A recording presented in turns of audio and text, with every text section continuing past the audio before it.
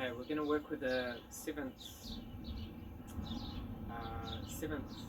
video of the second section of the flow form, and this will comprise essentially the wave hands like clouds movement. It's a little bit like the repulsed monkey in that it's one movement that keeps being repeated. Okay, it's repeated. So we will go from the 22nd posture to the 29th posture. So quite a few steps, but actually a lot of it's repeating. Really good movement. Very, very good movement. So let's just go through from the start of the second section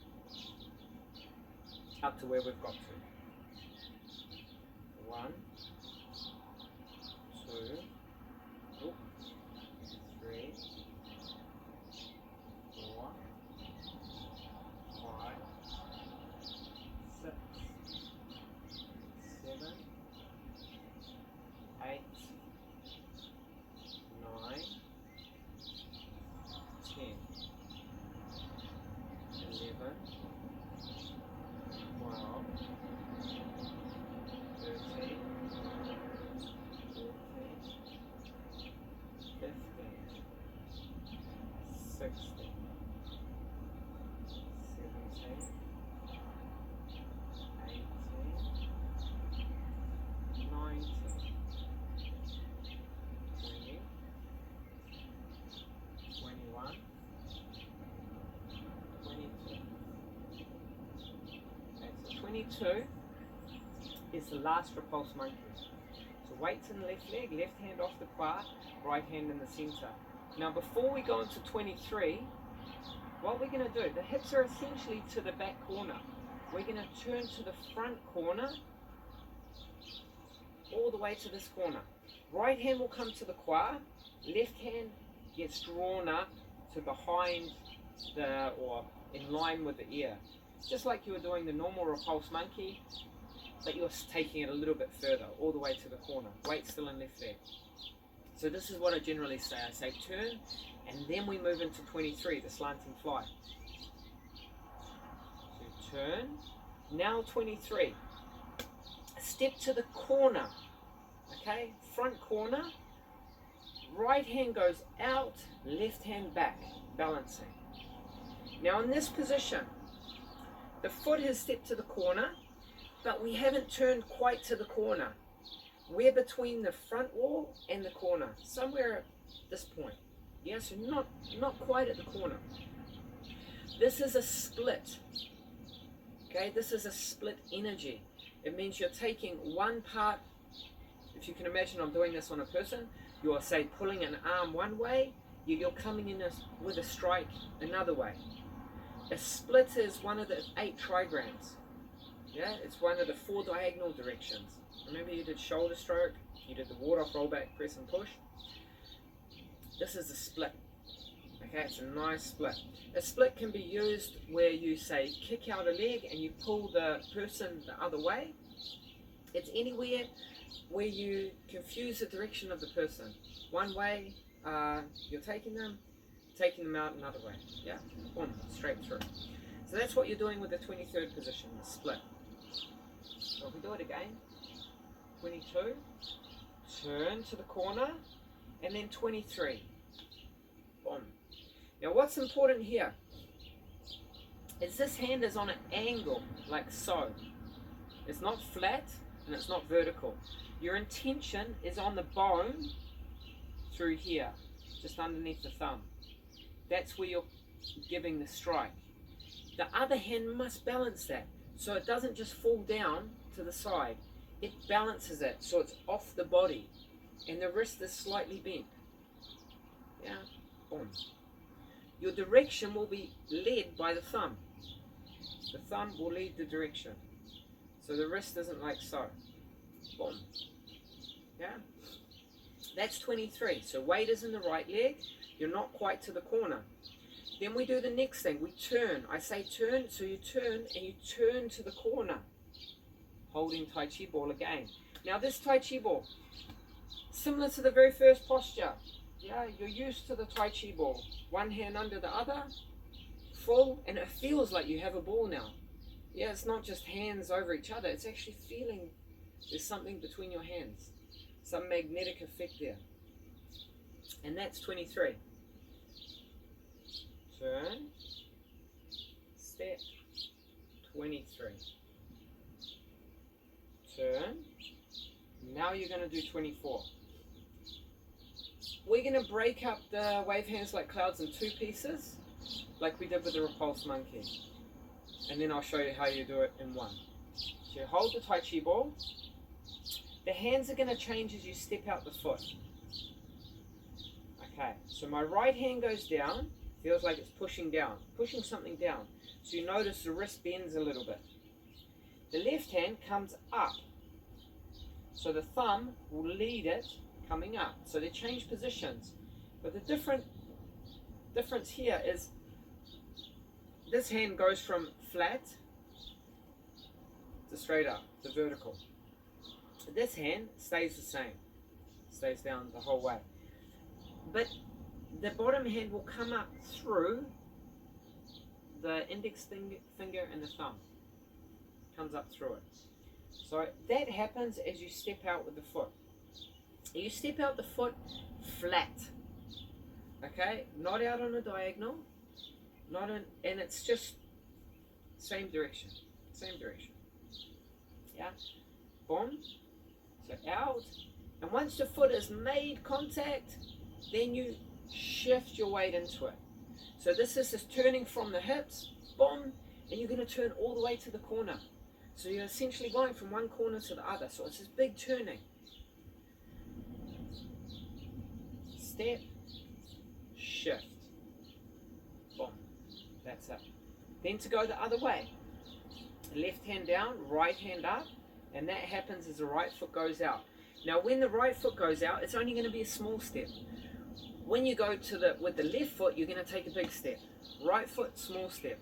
So gradually you move a little bit further to the left. Otherwise, if they're the same length, you're just going to stay completely in the middle. Boom. Small step. Boom. Small step. Then turn and shift the weight. So 100% weight. Step. Big step. Shift the weight. Small step. Shift the weight. Big step. Shift the weight. Small step. Shift the weight. Now when you step flat, whole foot. Okay, it doesn't want to be that. It doesn't want to be that. Whole foot. And then you place the foot, and for those who are a little bit better, you just hover the foot slightly off the ground. And then when you commit to move, shift the weight in. So shift all the weight in. So this leg is free. Okay? The more you can shift the weight, empty one leg, fill it with the other leg, substantial to insubstantial, the better. If it's taking too much time and adjustment, then we can get all funny with the hips. So the sooner you can commit to one leg, then the other leg, the better for you, the better for your structure. And you can see with this, it's going to be easier if your foot is slightly out, because then you're turning to the corner. It will make it easier.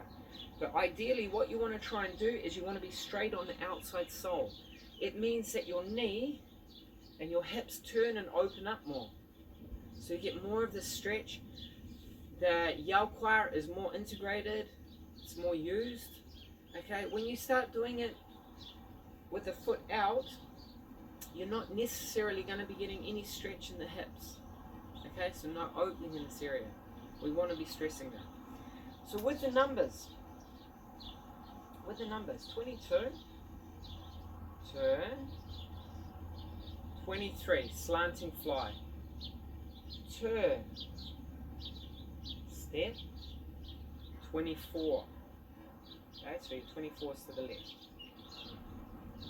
step, small, 25, step, 26, step, 27, step, 28, step, 29. And 29 is your last one. So you've done 3 on each side. Yeah, dong, dong, dong, dong. Okay. Now if I show it to you how we normally do the count. Yeah, so we don't do the step, then in. But this helps. By me explaining it this way, you'll get the integration. You'll get the idea of the movement, and then when you do it in one, it'll be a lot easier. It's very easy to get it wrong if you just work on the one step, one movement. So here we do 22nd, turn, 23, turn, 24, 25, 26, 27, 28, 29. So it's the things that I was talking about in the two-step, still happening, but you're just integrating them so they get a little bit more fluid. Yeah, but it's better to do it step by step. Like I said, the dot by dot, get that right, and then you can incorporate everything into it. There was something else. Yeah, make sure with your slanting fly, you come in and then everything will arrive at the same time. Try not to come in with the leg and then push out with the arms. It's everything at the same time. The turning, legs coming in, try and get the timing that everything's coming in there at the same time. Okay, let's try and go through the second section as we know it from the start. 1, 2, 3, 4, 5, 6, 7, 8, 9, 10, 11, 12, 13, 14, 15, 16, 17, 18, 19, 20, 21, 22, turn, 23, turn, 24, 25, 26, 27, 28, 29. Okay, so there'll be one more video of the second section.